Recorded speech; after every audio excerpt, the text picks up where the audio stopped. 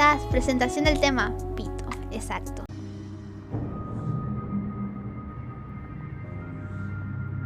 Hola, bienvenidos. En el video de hoy estaré leyendo los relatos de Lovecraft.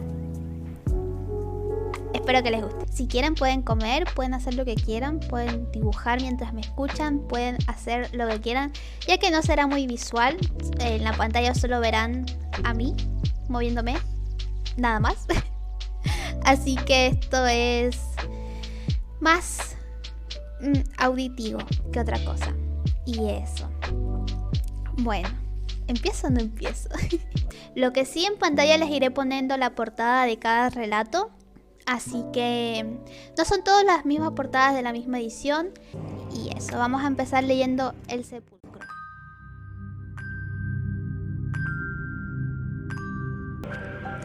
Al contar las circunstancias que han conducido a mi encierro, es en este refugio para enfermos mentales. Me doy cuenta de que mi situación actual atraerá las naturales dudas sobre la autenticidad de mi relato.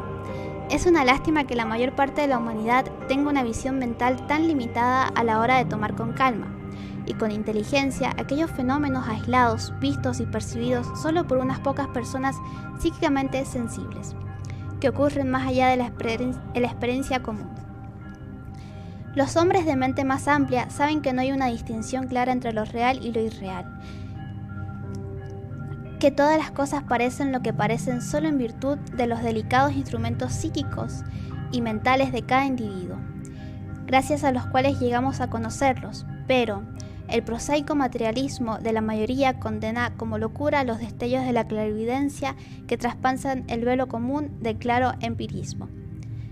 Me llamo Jervas Dudley y desde mi infancia he sido soñador y visionario.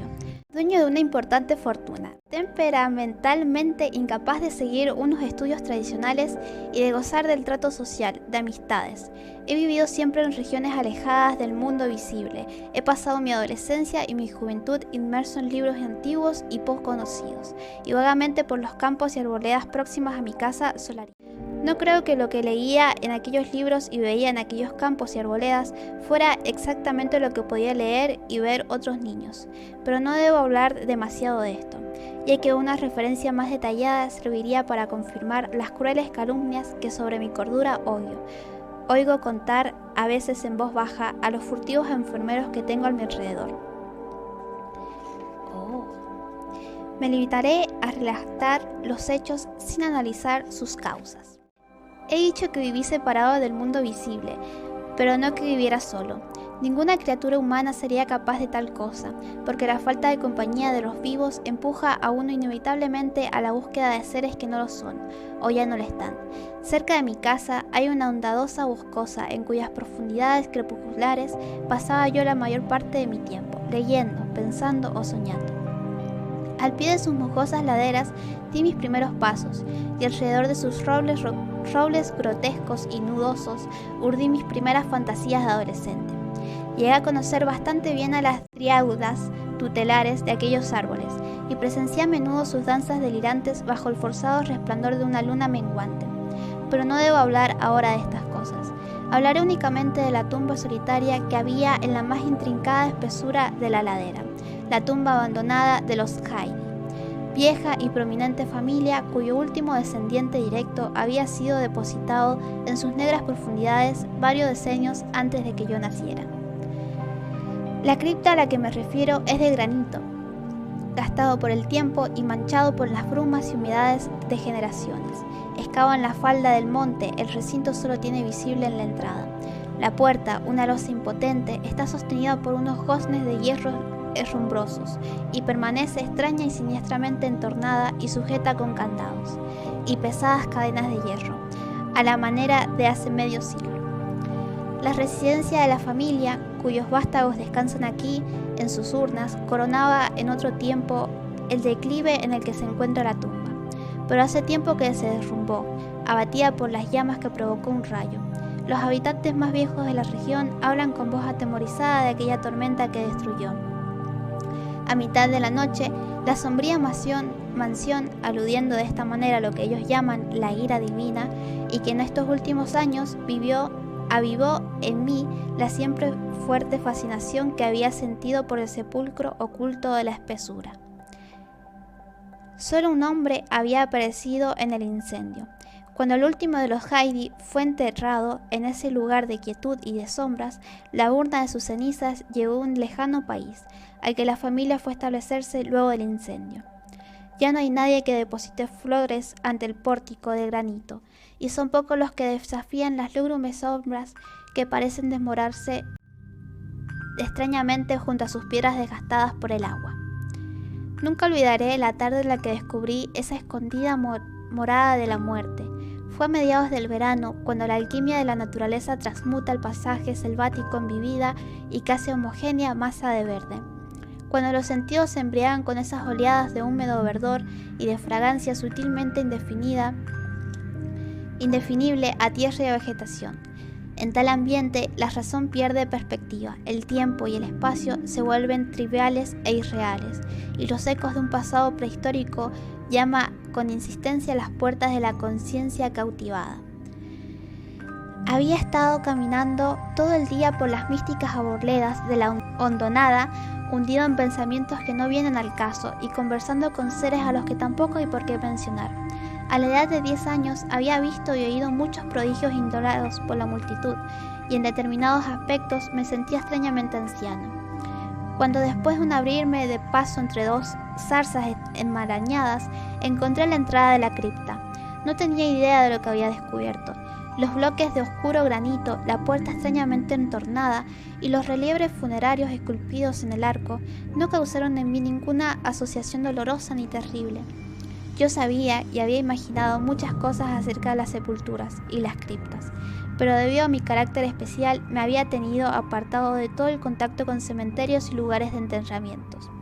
La extraña construcción de piedra en la boscosa ladera era para mí un simple motivo de curiosidad y fantasía, y en su interior frío y húmedo, que en vano trataré de espiar a través de la tentadora rendija, no contenía para mí signo alguno de corrupción o de muerte.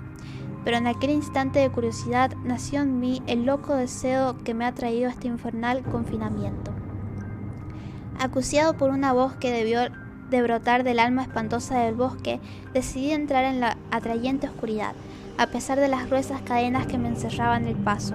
A la luz del día débil, sacudí las herrumbrosas cadenas con el objeto de abrir un poco más la puerta de piedra y traté de deslizar mi cuerpo delgado por la angosta holgura, pero en ninguno de mis intentos tuvo éxito. Mi inicial curiosidad se volvió frenética, y cuando regresé a casa en el creciente crepúsculo, había jurado a los 100 dioses del bosque que, sin importar lo que costara, algún día forzaría la entrada de esas frías y tenebrosas profundidades que parecían llamarme. El médico de barba gris, que entra a diario en mi habitación, dijo una vez a un visitante que tal decisión marcó el principio de una lamentable monomanía. Pero dejaré el juicio definitivo, lo emitan los lectores cuando lo sepan todo. Los meses siguientes a mi descubrimiento los pasé haciendo inútiles intentos de forzar el complicado candado de la cripta y haciendo discretas averiguaciones sobre la naturaleza y historia del recinto. Con el oído tradicionalmente receptivo de los niños, me enteré de muchas cosas, aunque habitualmente la reserva me impedía contar lo que sabía y lo que me proponía. Quizás merezca la pena aclarar que no me sorprendió ni me produjo terror enterarme de la naturaleza de la cripta. Mis originales ideas sobre la vida y la muerte me habían llevado a asociar vagamente el barro frío con el cuerpo que respira, e intuía que la grande y siniestra familia de la mansión incendiada estaba representada en cierto modo en el recinto de piedra que trataba de explorar. Los rumores que corrían sobre ritos misteriosos y profanos, orgías, que se habían celebrado en épocas pasadas en la antigua residencia, despertaron en mí un poderoso interés por la tumba. Ante aquella puerta permanecía sentado a diario durante horas y horas. Una de las veces arrojé una vela por la rendija de la puerta, pero no conseguí ver nada, salvo un tramo húmedo de escalones de piedra que descendían. El olor del lugar me producía repugnancia y no obstante me fascinaba.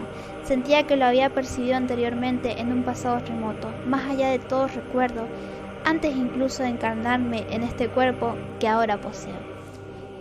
Al año siguiente, el descubrimiento de la tumba, di con la traducción carcomida de las vidas paralelas de Plutarco, en el desván de mi casa. Desde siempre testando de libros, leyendo de la vida de Teseo, me sentí muy impresionado por el pasaje que habla de una gran piedra bajo la que el joven héroe encontraría la prueba de su destino cuando fuera lo bastante fuerte para levantar su enorme peso. La leyenda tuvo efecto de aplacar mi vivísima impaciencia por entrar en la cripta, ya que me hizo comprender que aún no había llegado el momento.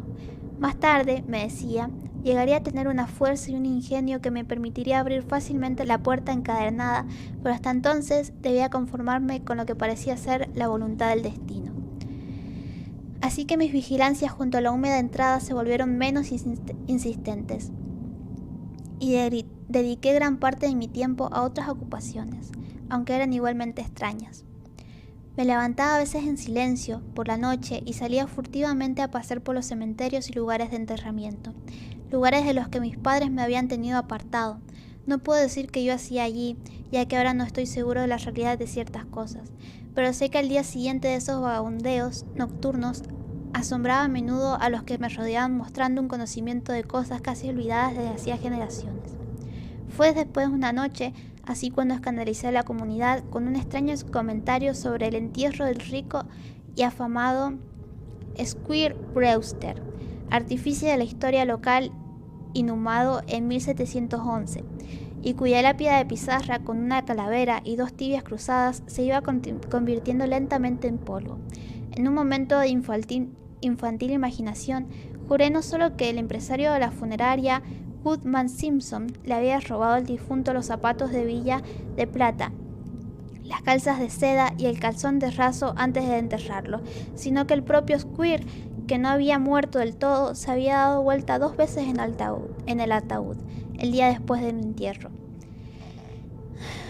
Pero la idea de enterrar en la tumba jamás se fue de mi pensamiento, hasta que la reavivó el inesperado descubrimiento genealógico de que mis propios antepasados maternos poseían al menos un ligero vínculo con la familia supuestamente extinguida de los Hyde, último vástago de mi línea paterna. Era igualmente el último de esta otra más vieja y misteriosa. Empecé a sentir que la tumba era mía y a pensar con ardiente ansiedad que el momento en que pudiera cruzar el umbral de piedra y bajar a la oscuridad por aquella escalera cubierta de limo, adopté entonces la costumbre de escuchar con intensa atención en la puerta entornada, eligiendo para esta extraña vigilancia mis horas predilectas, la quietud de la medianoche. Por la época en la que llegué a Mayo, había un pequeño claro en los matorrales delante de la mogosa fachada de la ladera, dejando que la vegetación de su alrededor lo cubriera como unas paredes y el techo de un cenador silvestre. Este cenador era mi templo, y la puerta encadenada mi altar. Y ahí me acostaba, en el suelo mugroso, pensando extraños pensamientos y soñando extraños sueños. La noche en la que tuve la primera revelación era calurosa. Debí quedarme dormido de cansancio, porque cuando escuché voces tuve la clara sensación de despertar. No quiero hablar de sus tonos y acentos, ni referirme a su calidad, pero sí puedo decir que noté extrañas peculiaridades en el vocabulario y la pronunciación. En aquel oscuro coloquio parecían estar representados todos los matices del dialecto de la Nueva Inglaterra, desde las toscas expresiones de las colonialistas puritanos a la retórica precisa de hace 50 años, pero de eso me di cuenta después. En aquel momento mi atención estaba puesta en otro fenómeno, un fenómeno tan fugaz que no puedo jurar que fuera real. Al volver a casa fue sin vacilar a un cofre carcomido que había en el desván, y ahí encontré la llave, que al día siguiente abrió, con toda sencillez, el obstáculo que durante tanto tiempo había tratado de forzar en vano. Había una luz suave de atardecer, la primera vez que entré en la cripta de la ladera abandonada. Me sentía embargado por un hechizo y el corazón se me saltaba con una exaltación difícil de describir.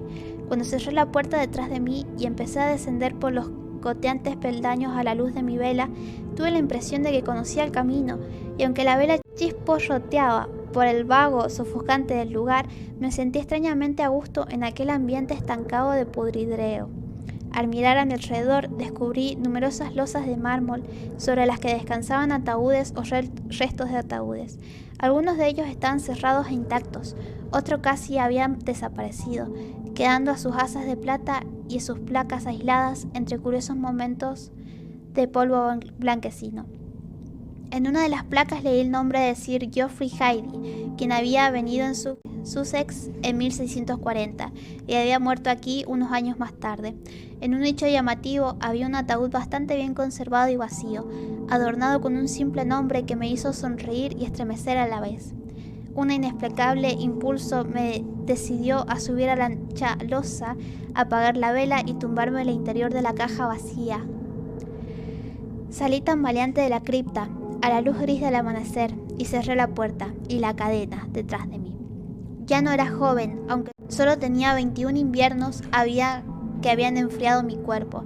Los aldeanos madrugadores que me vieron regresar me miraron con extrañeza, asombrados ante los signos de obscena disipación que observaban en alguien cuya vida tenía fama de austera y solitaria. No me presenté ante mis padres hasta después de un sueño largo y reparador. A partir de entonces acudí a la tumba cada noche, viendo y oyendo y haciendo cosas que no debo recordar. Mi modo de hablar, siempre sensible a las influencias ambientales, fue lo primero en sufrir un cambio, y no tardaron en notar mi arcaísmo de dicción tan súbitamente adquirido. Después apareció en mi comportamiento un extraño descaro y temeridad, hasta que de manera inconsciente asumí la actitud de un hombre del mundo. A pesar de mi vida recluida, mi lengua, anteriormente reservada, se volvió voluble, adquiriendo la gracia fácil de un Chesterfield y el cinismo descreído de un Rochester.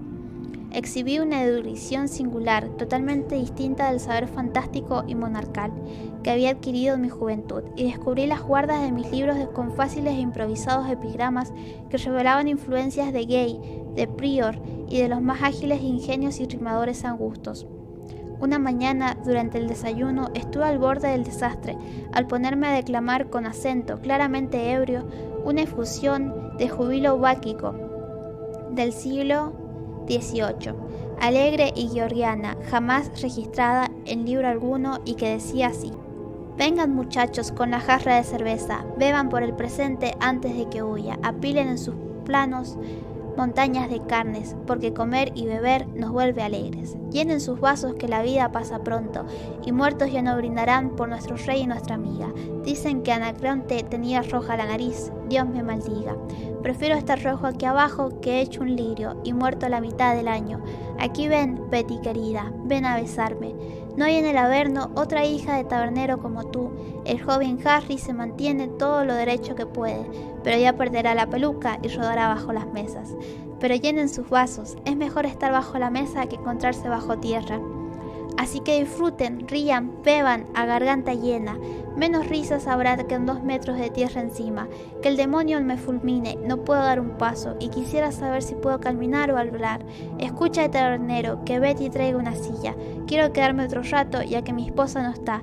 Necesito una mano que no puedo tenerme en pie, pero quiero disfrutar mientras estoy sobre la tierra». Fue por entonces cuando concebí el miedo de que ahora me dan las tormentas.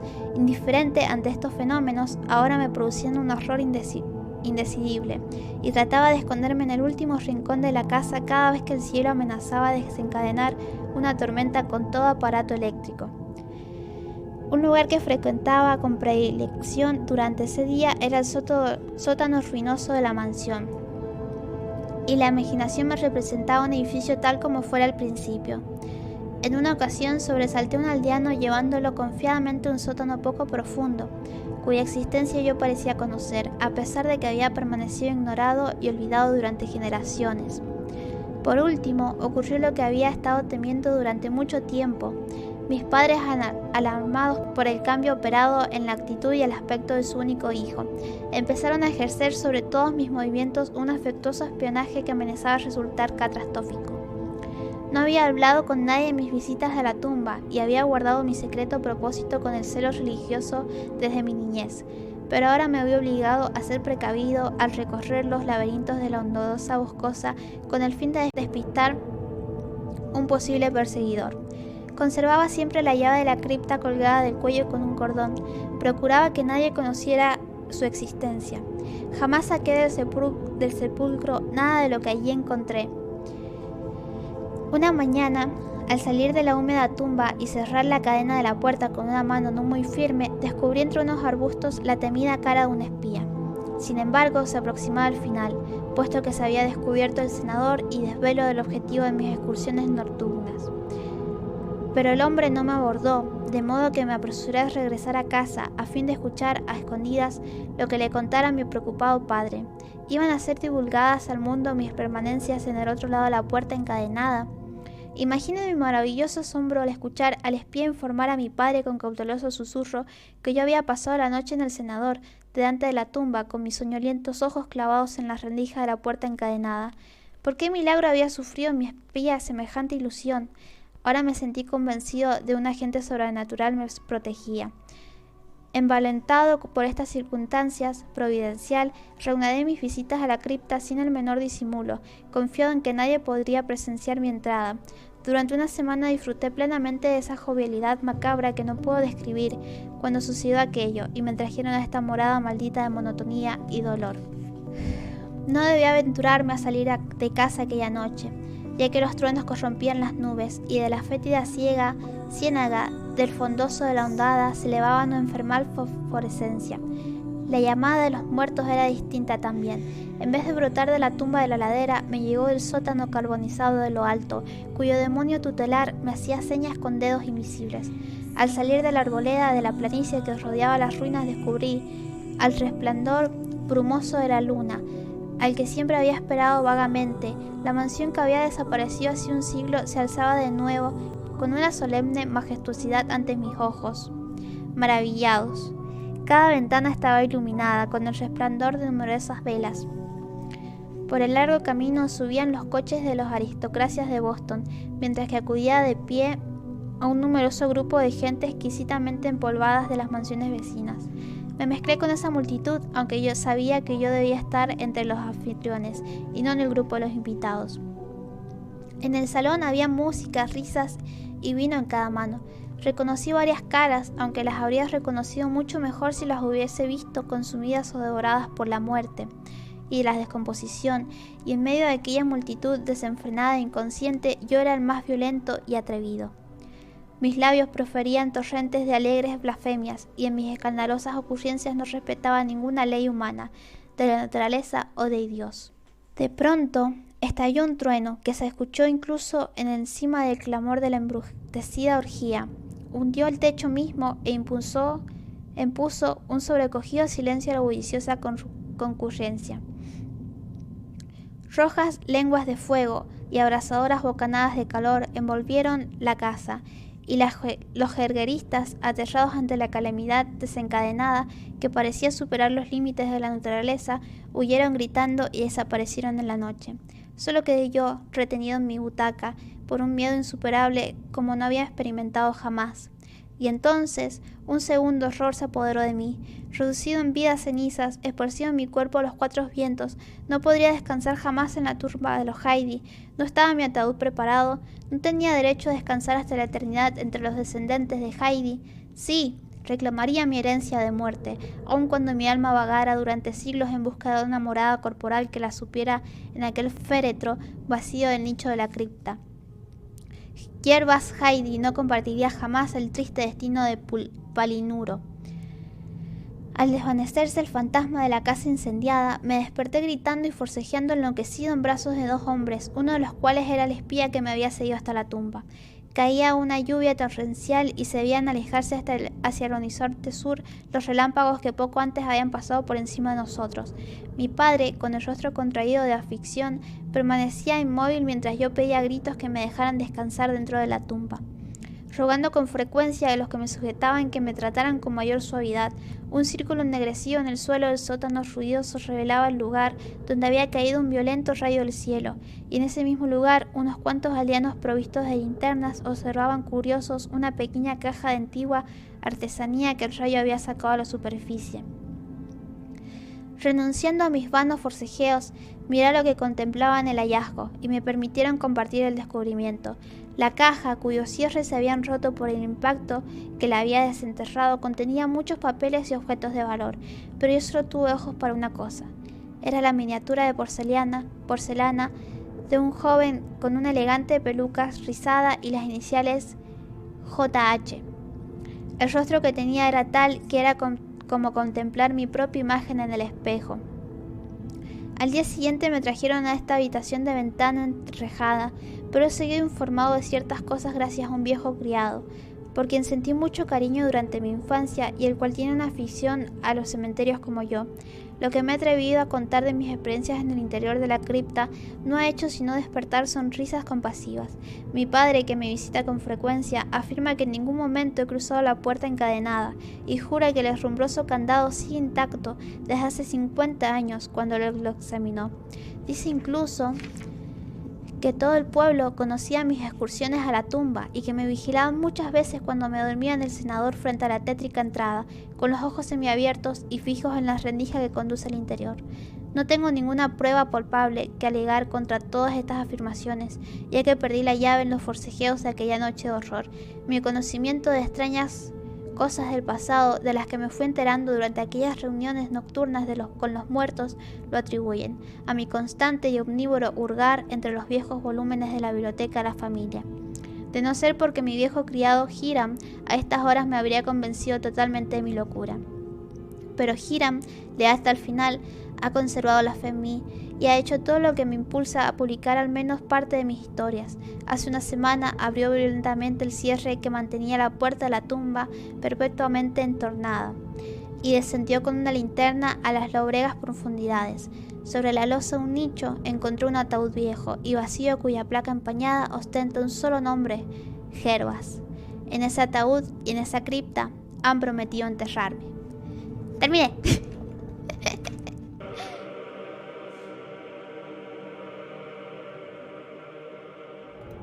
Acá tenemos Dagon. Es como dragón, pero sin la R. Ahora vamos a leer Dagon. Escribo estas líneas bajo una fuerte tensión mental, ya que cuando llega la noche habré muerto. Sin dinero y agotada mi provisión de droga, que es lo único que me hace tolerable la vida, no puedo seguir soportando más esta tortura. Me arrojaré desde esta ventana de la buhardilla a la sórdida calle de abajo. Pese a ser esclavo de la morfina, no me considero un débil ni un degenerado. Cuando hayan leído estas páginas atropelladamente garabateadas, quizás se pueda hacer una idea, aunque incompleta, de por qué tengo que buscar el olvido o la muerte. Fue en una de las zonas más vastas y menos frecuentadas del anchuroso Pacífico, donde el barco en el que iba como pasajero agregado cayó apresado por un corsario alemán. La Gran Guerra estaba entonces en sus comienzos, y las fuerzas oceánicas de los humanos aún no se habían hundido en su degradación posterior, así que nuestro buque fue capturado legalmente, y nuestra tripulación trataba con toda la deferencia y consideración debidas a unos prisioneros navales. En efecto, tan liberal era la disciplina de nuestros opresores que 5 días más tarde conseguí huir en un pequeño bote con agua y provisiones para bastante tiempo. Cuando por fin me encontré libre y a la deriva, tenía muy poca idea o ninguna de la cual era mi situación. Navegante poco experto, solo sabía calcular de manera muy vaga por el sol y las estrellas, que estaba algo al sur de la línea del Ecuador.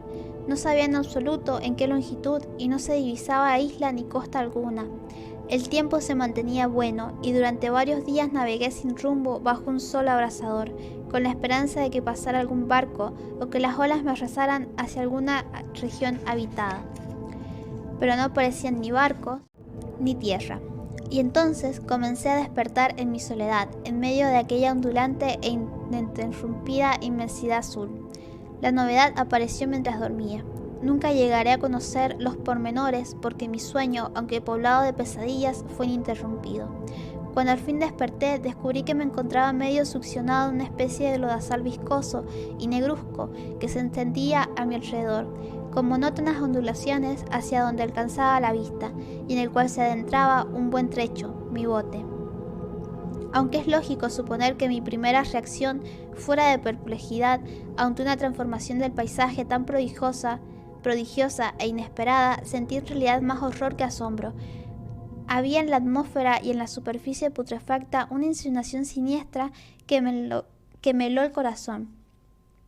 La zona estaba plagada de peces decompuestos y de otros animales menos identificados que flotaban en el cineo de la interminable llanura. Quizá no deba esperar transmitir con meras palabras la indecidible repugnancia que pueda reinar en el absoluto silencio y la estéril inmensidad. Nada se escuchaba, nada había a la vista, salvo una vasta extensión de barro negruzco. La absoluta quietud y la uniformidad del paisaje me producían un terror nauseabundo. El sol ardía en un cielo que me parecía casi negro por la cruel ausencia de nubes. Era como si reflejase la ciénaga tenebrosa que tenía bajo mis pies. Al meterme en el bote encallado, me di cuenta de que solo una posibilidad podía explicar mi situación, merced a una conmoción volcánica. El fondo oceánico había emergido a la superficie. Era la única solución que se me ocurría, saliendo a la luz regiones que durante millones de años habían estado ocultas en las profundidades insondables. Tan grande era la extensión de esta nueva tierra emergida que no lograba percibir el más leve rumor del oleaje, por mucho que agudizaba el oído. Tampoco había naves marinas que se alimentaran de aquellos peces muertos. Durante varias horas estuve pensando y meditando sentado en el bote, que se apoyaba sobre un costado y proporcionaba un poco de sombra al desplazarse en el sol en el cielo. A medida que el día avanzaba, el suelo se iba haciendo menos pegajoso, por lo que en poco tiempo estaría bastante seco para poder recorrerlo fácilmente. Dormí poco esa noche, y el día siguiente me preparé una provisión de agua y comida, a fin de emprender la marcha en busca del mar desaparecido y de un posible rescate. A la mañana del tercer día comprobé que el suelo estaba bastante seco para andar por él cómodamente. El hedor a pescado podrido era insoportable, pero me tenían preocupado cosas más graves para que me molestara ese desagradable inconveniente, y me puse en marcha hacia una meta desconocida. Durante el día caminé constantemente en dirección oeste, guiado por una lejana colina que descollaba por encima de las demás elevaciones del ondulado desierto. Acampé esa noche y al día siguiente proseguí la marcha hacia la colina, aunque parecía escasamente más cerca que la primera vez que la descubrí. Al atardecer del cuarto día llegué al pie de dicha elevación, que resultó ser mucho más alta de lo que me había parecido de lejos. Tenía un valle delante que hacía más pronunciado el relieve respecto al resto de la superficie. Demasiado cansado para emprender el ascenso, dormí a la sombra de la colina. No sé por qué, mis sueños fueron extravagantes esa noche, pero antes de que la luna menguante, fantásticamente gibosa, hubiese subido muy alto por el este de la llanura, me desperté cubierto de un sudor frío, decidido a no dormir más. Las visiones que había tenido eran excesivas para soportarlas otra vez, y a la luz de la luna comprendí lo imprudente que había sido al viajar de día. Sin el sol abrasador, la marcha me habría resultado menos dura y de la misma manera sería mejor iniciar durante la noche el ascenso que por la tarde no había sido capaz de emprender. Recogí mis cosas y comencé a subir hacia la cima de la elevación. Ya he dicho que la ininterrumpida monotonía de la ondulada llanura era fuerte de una vaga sensación de horror, pero creo que mi horror aumentó cuando llegué a lo alto del monte y vi, al otro lado, una inmensa cima o un cañón, cuya oscura concavidad aún no iluminaba la luna. Me pareció que encontraba en el borde del mundo, incrustado del mismo filo hacia un caos insondable de noche eterna. En mi terror se mezclaban extraños recuerdos del paraíso perdido y la espantosa ascensión de Satanás a través de remotas regiones de tinieblas. Al elevarse más la luna en el cielo, empecé a observar que las laderas del valle no eran tan completamente perpendiculares como había imaginado. Las rocas formaban cornisas salientes que proporcionaban apoyos relativamente cómodos para el descenso, y a partir de un centenar de metros el declive se hacía más gradual.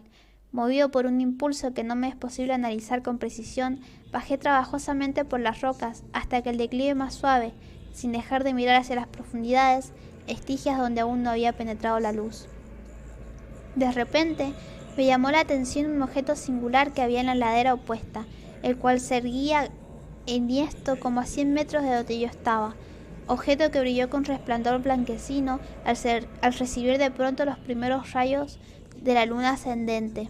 No tardé en comprobar que era tan solo una piedra gigantesca, pero tuve la clara impresión de que su posición y su contorno no eran enteramente obra de la naturaleza. Un examen más detenido me llenó y su situación en abismo abierto en fondo del mar cuando el mundo era joven me di cuenta, sin posibilidad alguna, de que el extraño objeto era un monolito perfectamente tallado, cuya imponente masa había conocido el arte y quizás el culto de criaturas vivas y pensantes.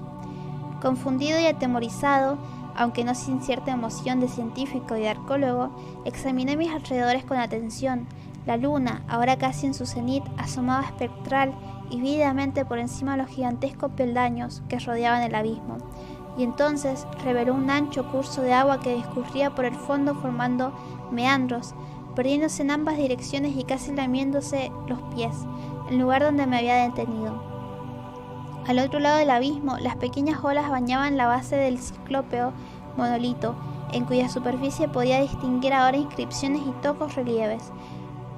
La escritura pertenecía a un sistema de jeroglíficos desconocidos para mí, distintos de cuantos yo había visto en libros y consistentes en su mayor parte en símbolos acuáticos, esquematizados tales como peces, anguilas, pulpos, crustáceos, moluscos, ballenas y demás.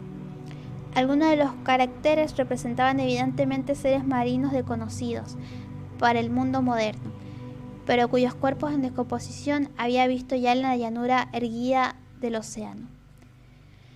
Sin embargo, fueron los relieves los que me fascinaron. Claramente visibles al otro lado del agua, a causa de sus enormes proporciones, había una serie de bajorrelieves cuya temas habían despertado la envidia de un doré.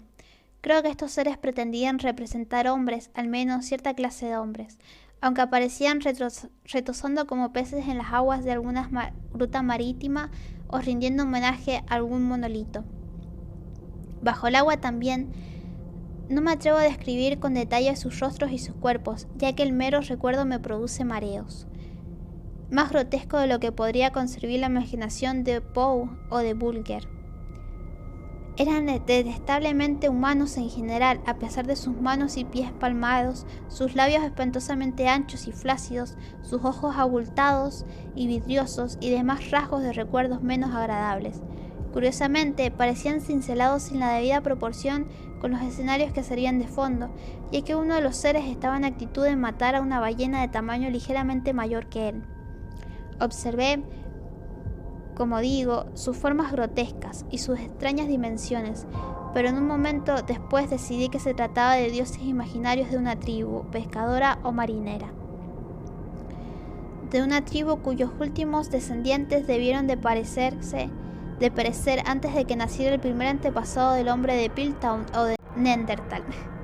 Aterrado ante esa visión inesperada y fugaz de un pasado que rebasa la concepción del más atrevido antropólogo, me quedé pensativo, mientras la luna bañaba con misterioso resplandor el silencioso canal que tenía ante mí. Entonces, de repente, lo vi. Tras una leve agitación que deletaba su ascenso hacia la superficie, el ser surgió a la vista de las aguas oscuras.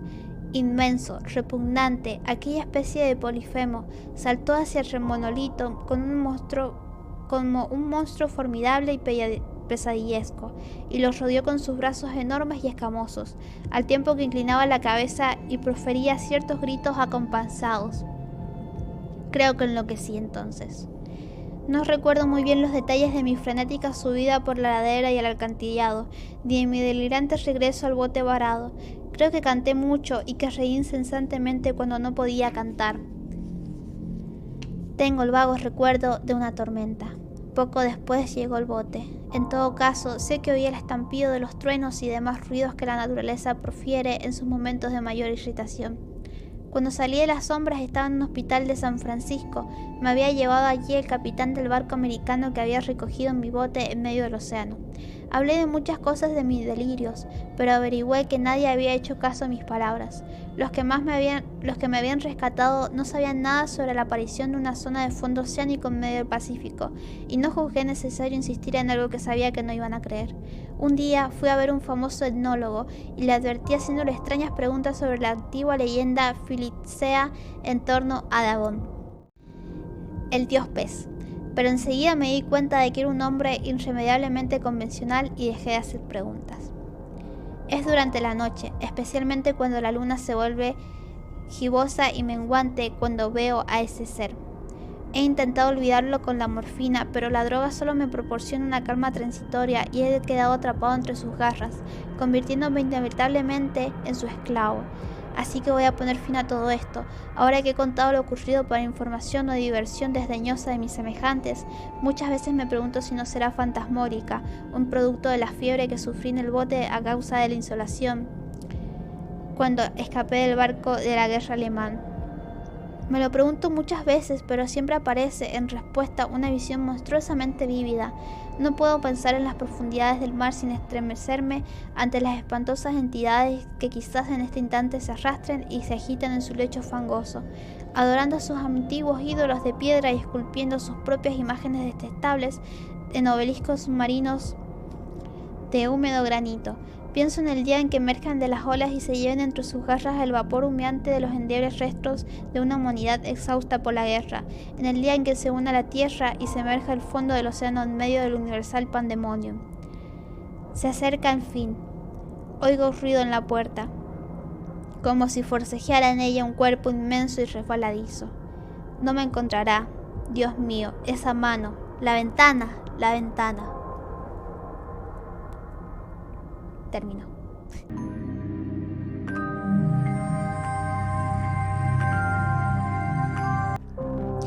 Más allá del muro del sueño. Me pregunto a menudo si la mayoría de la humanidad se ha detenido alguna vez a pensar en la enorme importancia que a veces tienen los sueños y en el oscuro mundo al que pertenecen.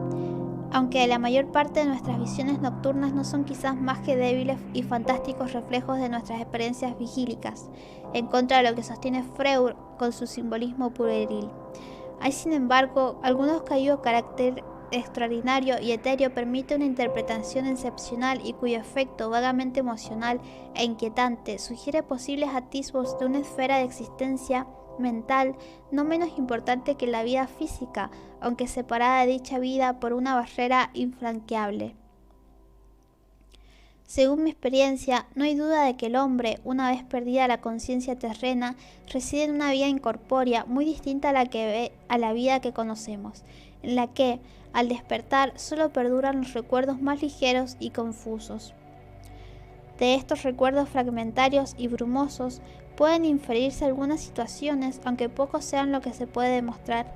Es imposible adivinar que en la vida onírica, lo que la Tierra entiende por vitalidad y materia no son realidades necesariamente constantes, y que el tiempo y el espacio no existen tal como nuestro yo vigílico los comprende. A veces creo que en esta vida menos material es nuestra vida más auténtica, y que nuestra simple presencia en el globo terráqueo en sí misma un fenómeno secundario o meramente virtual. Despertaba yo una tarde del invierno de 1901, de una ensoñación juvenil colmada de divagaciones de este género, cuando ingresaron como un interno en la institución estatal para enfermos mentales en la que trabajo, un hombre cuyo caso me ha venido obsesionando de manera incesante desde entonces.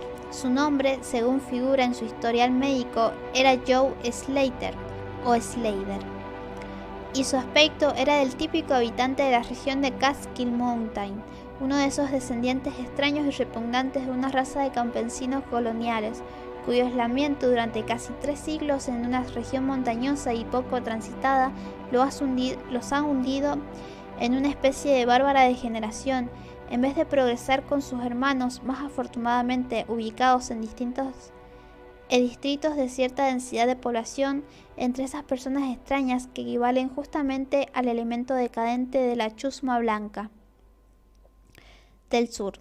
No existe la ley ni la moral, y su nivel mental se encuentra sin duda por debajo de cualquier sector de la población nativa americana, que llegó a la institución bajo la vigilante custodia de 4 policías estatales y fue cualificado de persona sumamente peligrosa. No dio señales de peligrosidad alguna la primera vez que lo vi.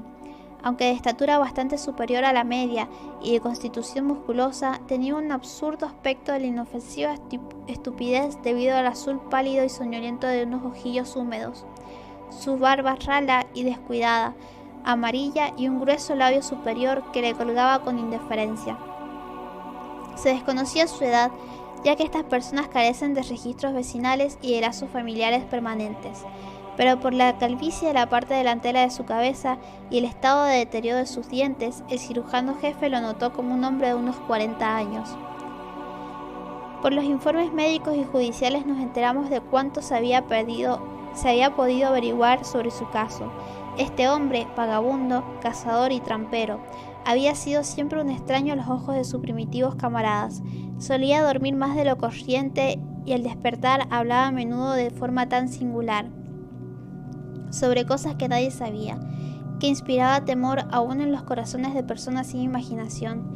No es que su lenguaje fuera insólito en absoluto, porque jamás hablaba, sino que era en el sagrado dialecto de su ambiente, pero el tono y el tenor de sus expresiones eran de tan misteriosa extravagancia que nadie podía escucharlo sin aprensión. Por lo general, él mismo se mostraba tan aterrado y perplejado como sus oyentes.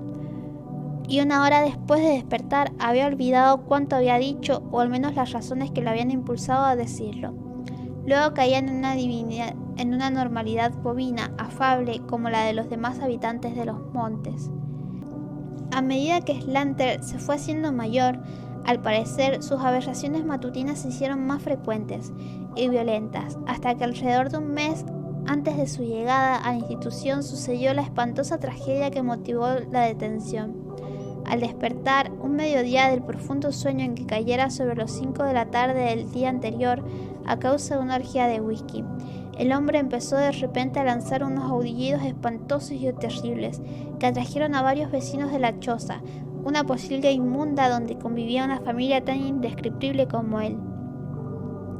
Salió precipitadamente a la nieve, alzó los brazos y comenzó a dar saltos en el aire. Gritaba que quería llegar a una cabaña grande de techo, paredes y suelos resplandecientes y una música lejana y singular.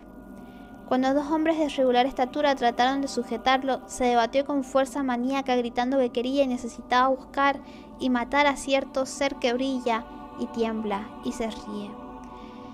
Finalmente, luego de derribar a uno de los que lo sujetaban con un golpe repentino, se abalanzó sobre el otro en un demoníaco y sanguinario frenesí, mientras gritaba de forma enloquecedora que saltaría muy alto y abrazaría cuanto se pusiera a su paso. La familia y los vecinos habían huido aterrados, y al regresar los más valientes, Slater había desaparecido.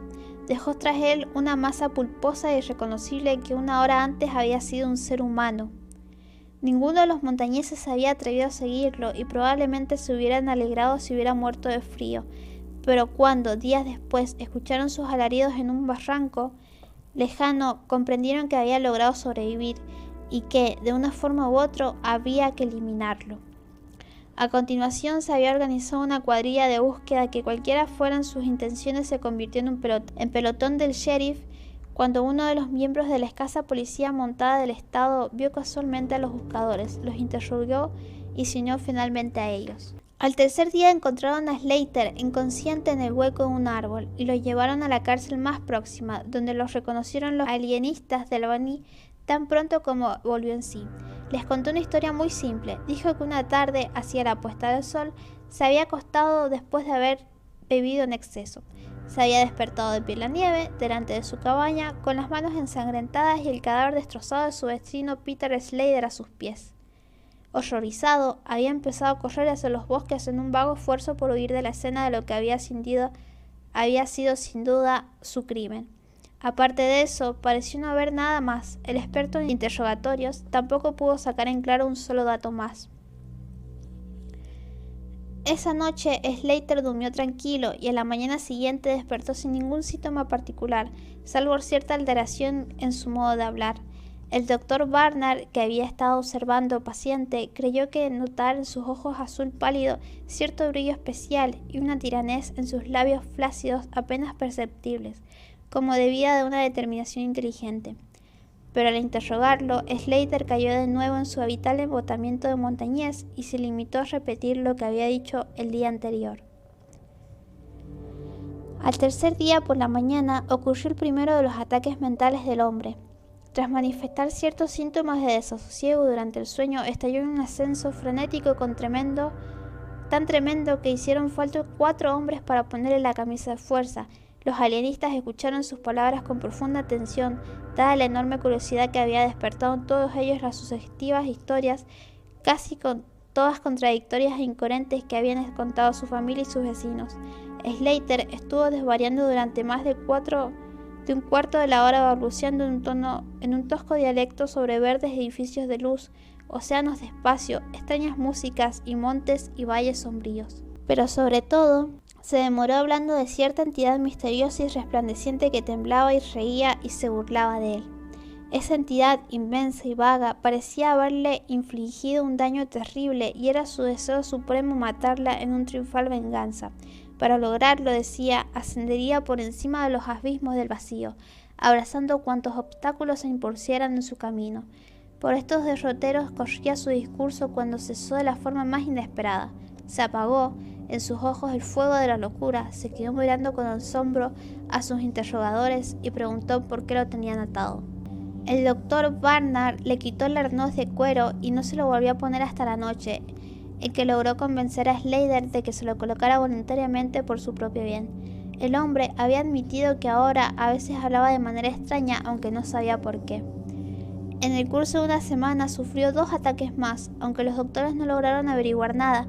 Sin embargo, especularon extensamente sobre el origen de las visiones de Slater, ya que, como no sabía leer ni escribir y al parecer no había escuchado contar jamás una sola leyenda ni un cuento de hadas, su espléndida imaginación resultaba totalmente inexplicable. El hecho de que el desventurado lunático se expresara solo en el lenguaje simple probaba claramente que aquello no lo había sacado de ninguna fábula ni mito desconocido. Desvariaba sobre cosas que no entendía ni era capaz de interpretar, cosas que él pretendía saber, que no podía haber conocido a través de un relato coherente y normal. Los alienistas consideraron muy pronto en que el fundamento de su protuberancia estaba en sus sueños anormales, sueños cuya fuerza podía llegar a dominar por completo. Durante algunos momentos, la mente vigílica de este hombre básicamente inferior.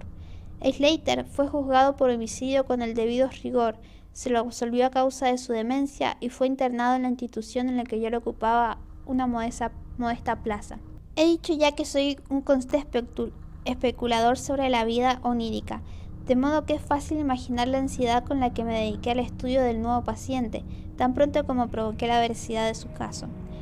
Él pareció percibir simpatía en mí, consecuencia sin duda del interés que yo no podía ocultar y de la manera afable con la que preguntaba. No llegó a reconocerme nunca durante sus ataques, en los que yo escuchaba con el aliento contenido de sus descripciones caóticas, pero marcadas por los cósmicos. Pero me conocía en sus horas de tranquilidad, cuando permanecía sentado junto a la ventana enrejada, trenzando sus cestos de pajas y de sauce, tal vez con el pensamiento puesto en la libertad de las montañas que quizás no volvería a disfrutar. Su familia no fue jamás a visitarlo, probablemente porque había encontrado a otro jefe temporal, según la costumbre de esas personas decadentes de las montañas. Poco a poco empecé a sentir una abrumadora admiración por las locas y frenéticas concepciones de Joe Slater. En sí mismo, el hombre era lastimosamente inferior, tanto desde el punto de vista mental como lingüístico, pero sus visiones espléndidas y gigantescas, aunque descritas como una jerga bárbara e incoherente, eran de tal naturaleza que solo un cerebro excepcional y superior sería capaz de concebir. ¿Cómo?, me preguntaba a menudo. La embotada imaginación de un generado de Catskill era capaz de evocar visiones cuya sola posesión implicaba una latente chispa de ingenio. ¿Cómo había podido alcanzar un rústico palurdo nada más que una idea de series religiosas, luminosas y excesas de espacio que las que hablaba Slater en sus fusiones y furiosos delirios? Cada vez que me sentía más inclinado a creer que en la personalidad que se humillaba ante mí se encontraba el núcleo perturbado de algo que escapaba de mi entendimiento, de algo que estaba infinitamente más allá de la comprensión de mis colegas más expertos, aunque médica y científicamente imaginativos que yo. Y sin embargo, no conseguía sacar nada en concreto de este hombre. El resumen de toda mi investigación era que Slater vagaba o flotaba en una especie de vida onírica semicorporal por espléndidos y prodigiosos valles, prados, jardines y ciudades y palacios de la luz, en una región limitada y desconocida por el hombre. Calle no era un campesino bien degenerado, sino una criatura importante y de vida intensa que se desenvolvía de forma orgullosa y dominante, y solo la obstaculizaba determinado enemigo mortal, una entidad visible al parecer, aunque de constitución etérea y carente de forma humana, ya que Slater jamás la había mencionado como si fuera un hombre ni cosa alguna, sino como un ser. Y este ser le había infligido a Slater alguna clase de daño espantoso, pero desconocido, del que el maníaco, si es que era maníaco, vengase. Por el modo en que Slater aludía a sus relaciones, supuse que él y el ser luminoso se habían enfrentado en igual de condiciones que en su existencia onírica. El hombre era también un luminoso de la misma raza que su enemigo. Esta impresión la confirmaban sus frecuentes referencias a volar por el espacio y abrazar las ideas del que se interpusiera en su camino. No obstante, tales ideas las formulaba en unos términos rudimentarios y totalmente inapropiados para expresarlos. Circunstancias que me llevó a la conclusión de que existía efectivamente un mundo onírico. El lenguaje oral no era su medio de transmisión de pensamientos. Sería quizá el alma soñadora que habitaba ese cuerpo inferior, estaba luchando desesperadamente por decir cosas que la lengua simple y defectuosa de la torpeza no era capaz de expresar. ¿Acaso me encontraba ante emanaciones intelectuales que podían explicar el misterio con tal de que fuera yo capaz de aprender a descubrirlas y leerlas? No dije nada de todo esto entre los médicos mayores que yo, porque la naturaleza de su madurez es escéptica, cínica y está poco dispuesta a aceptar ideas nuevas. Además, el director de la institución me había advertido últimamente con su tono paternal que trabajaba demasiado y que mi cabeza necesitaba descansar. Yo tenía desde ese tiempo la convicción de que el pensamiento humano está compuesto fundamentalmente de emociones moleculares capaces de convertirse en ondas o radiaciones de energía como el calor, la luz y la electricidad. Esta creencia me había llevado a pensar en la posibilidad de establecer comunicación telepática o mental por medio de un aparato adecuado y en mis tiempos de la universidad había confeccionado un juego de aparatos transmisores y receptores, en cierto modo semejante a los voluminosos artilugios utilizados en la telegrafía sin hilos de esa época rudimentaria anterior a la radio. Los había probado con un compañero de estudios, aunque no había conseguido ningún resultado positivo. Luego los había empaquetado y guardado, junto con otros elementos científicos, por si me hacía falta más adelante. Ahora, en mi intenso deseo de sondear la vida onírica de Joe Slater, busqué estos instrumentos otra vez, y me pasé varios días reparándolos para ponerlos en funcionamiento. Cuando los tuve a punto nuevamente, no perdí ocasión de probarlos. Cada vez que Joe Slater sufría un acceso, acoplaba el transmisor en su frente y el receptor en la mía, efectuando constantes y delicados ajustes para distintas e hipotéticas longitudes de onda de energía mental. Yo tenía muy poca idea, en caso de que se produjera dicha transmisión, de cómo las señales mentales emitidas despertarían una respuesta inteligente en mi cerebro, pero estaba convencido de que podría percibirlas e interpretarlas, de modo que seguía adelante con mis experimentos, aunque sin informar a nadie de su naturaleza. El 21 de febrero de 1901 ocurrió. Al pensar en ello ahora, después de tantos años, me doy cuenta de lo inverosímil que parece, y a veces me pregunto si el Dr. Fenton no tenía idea de cuánto lo atribuyó a toda mi excitada imaginación. Recuerdo que me escuchó con gran amabilidad y paciencia cuando se lo conté, pero después me dio unos polvos sedantes y me concedió medio año de vacaciones, de las que empecé a disfrutar de la semana siguiente. Aquella noche fatídica me sentía enormemente inquieto y preocupado, ya que a pesar de los excelentes cuidados de Joe Slater, se moría de manera inequívoca. Quizás era la nostalgia de su libertad en las montañas lo que lo consumía, o puede que el trastorno de su cerebro se había vuelto demasiado agudo para poder ser soportado por su organismo indolente. El caso es que la llama de la vitalidad se había apagado en aquel cuerpo decayente. Cayó en un sopor al acercarse al final y al anochecer se sumió en un sueño inquieto. No le puse la camisa de fuerza, como era costumbre cuando dormía, ya que lo vi demasiado débil para que se pusiera peligroso, aun cuando sufriera un acceso de violencia antes de expirar, pero ajusté en su cabeza y en la mía los dos extremos de mi radio cósmica. esperando, contra toda esperanza, un primer y un último mensaje del mundo de los sueños en el escaso tiempo que quedaba. En la celda con nosotros había un enfermero, un tipo mediocre que no entendía el objeto de mi aparato, ni se le ocurrió preguntar qué era lo que estaba haciendo. Pasadas algunas horas lo vi inclinar pesadamente la cabeza vencido por el sueño, pero no lo molesté. Yo mismo, tranquilo por las rítmicas respiraciones del hombre sano y moribundo, empecé a cabecear poco después. El rumor de una melodía lírica misteriosa me despabiló.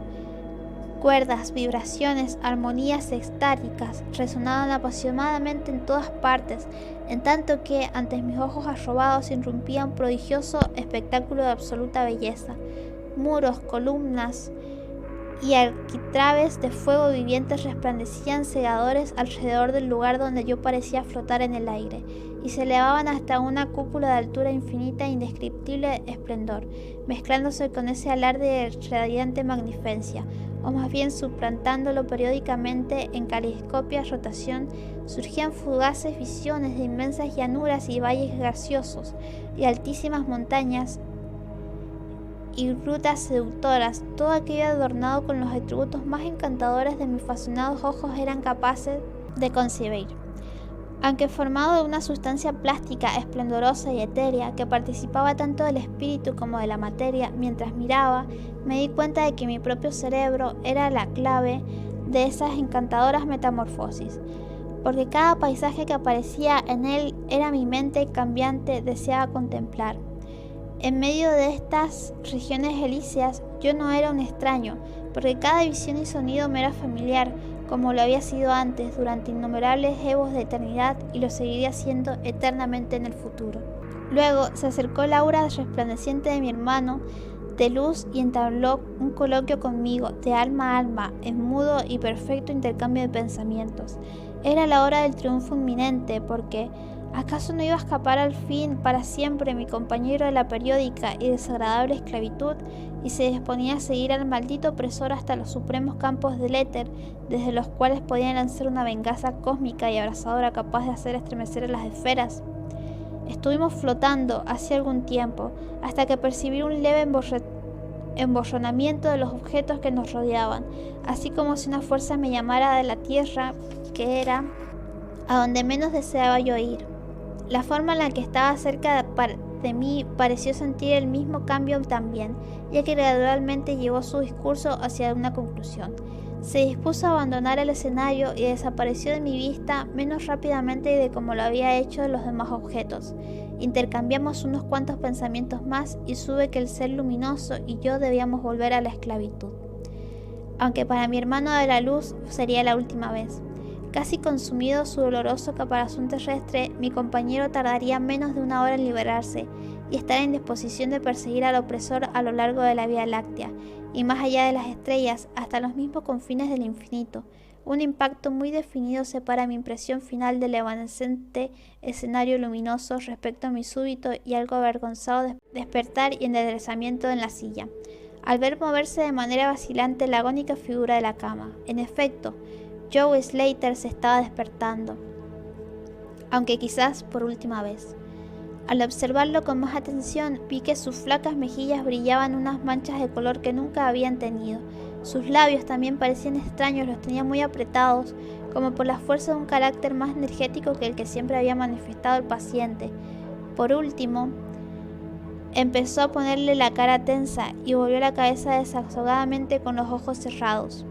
No desperté al enfermero dormido, sino que volví a ajustarle el casco de mi radio telepática, que se le había movido ligeramente, dispuesto a captar cualquier mensaje de despedida que el soñador pudiera emitir.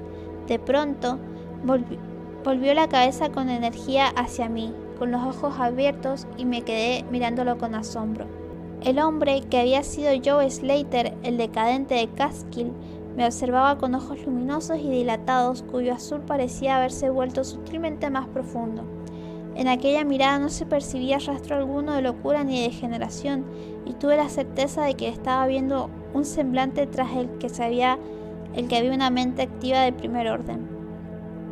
En esta coyuntura, mi cerebro tuvo conciencia de estar recibiendo una influyente firme y externa.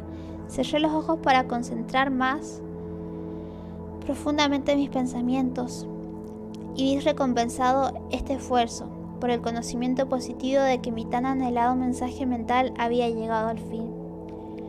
Cada idea transmitida adquirió forma rápidamente en mi mente, y aunque no se utilizó ningún lenguaje real, mi habitual asociación de concepción y expresión fue tan grande que me pareció recibir el mensaje en inglés ordinario. Joe Slater ha muerto. Me llegó la voz paralizadora de un agente del más allá del muro del sueño.